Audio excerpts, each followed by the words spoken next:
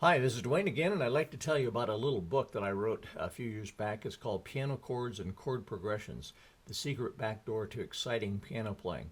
And it's a terrific resource about chords.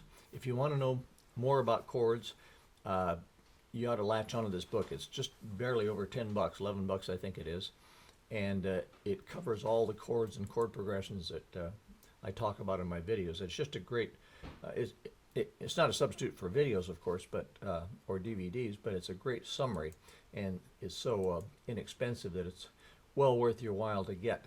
Here's a table of contents. You can just look down here and see all the things it covers. Starts out with major, minor, diminished, augmented, sixth, seventh, and on to 13th chords and suspensions and alterations, and then gets on to chord progressions and so on. So it's a very thorough book, and it's got a lot of illustrations. I'll just toggle through a little bit, so you can, and there's the back cover. So it's worth your while to get. So hope you take advantage of that. Thank you. Bye bye for now.